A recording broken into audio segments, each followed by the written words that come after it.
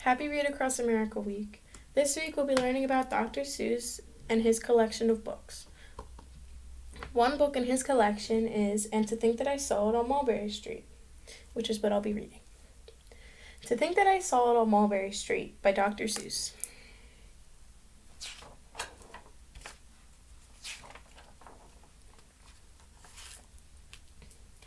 When I leave home to walk to school, my dad always says to me, Marco, keep your eyelids up and see what you can see. But when I tell him where I've been and tell him what I've seen, he looks at me and sternly says, your eyesight seemed too keen. Stop telling me such outland tales. Stop turning minnows into whales. Now what I can say when I get home today. All the way to school and all the way back, I've looked and I've kept careful track. But all that I've noticed except my own feet was a horse and a wagon on Mulberry Street. That's nothing to tell of. That won't do, of course, just a broken down wagon that's drawn by a horse.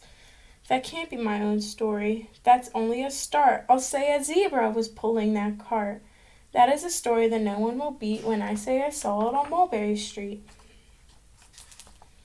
Yes, the zebra is fine, but I think it's a shame, such a marvelous beast with a cart that's so tame. The story would really be better to hear if the driver were saw by a charioteer. A golden blue chariot, something to me, rumbling like thunder down Mulberry Street. No, it won't do at all. The zebra's too small. A reindeer is better. He's fast and he's fleet. He looked mighty and smart on old Mulberry Street. Hold on a minute. There's something wrong. A reindeer hates the way it feels to pull on something that runs on wheels. He'd be much happier instead if he could pull a fancy sled. A reindeer and a sleigh. Say, anyone could think of that. Jack or Fred or Joe or Nat. Say, even Jane could think of that.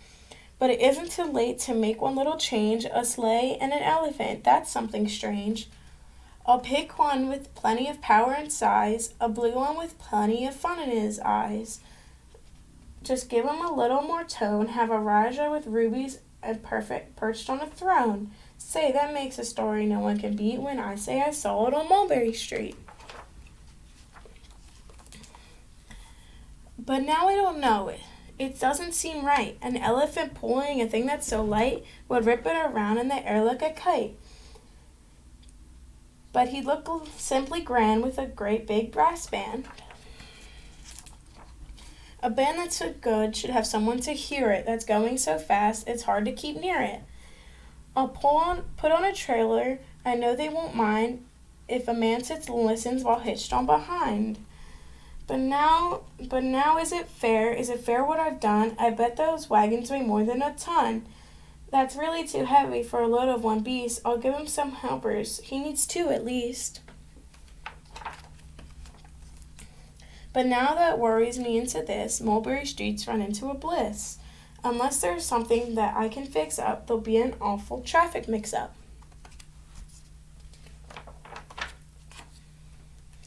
It takes police to do the trick, to guide them through where traffic is thick. It takes police to do the trick.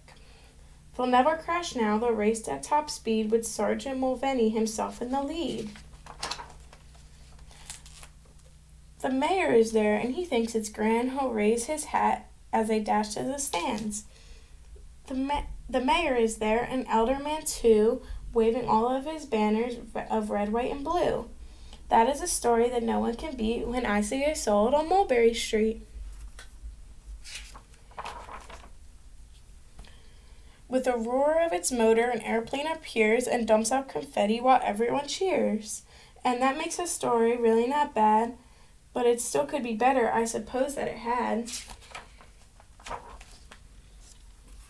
A Chinese man who eats with sticks, a magician doing tricks, a 10-foot beard that needs a comb. No more time, I'm almost home. I swung around the corner and dashed to the gate. I ran up the stairs and simply felt great. For I had a story that no one could beat. To think that I saw it on Mulberry Street. But Dad said quiet, calmly.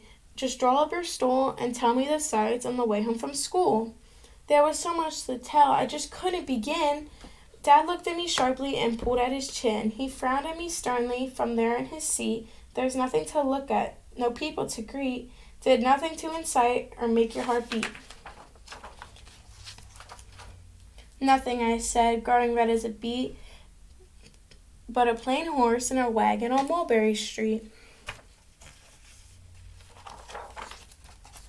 That's the end. Hope you guys like this book and have a great read across America.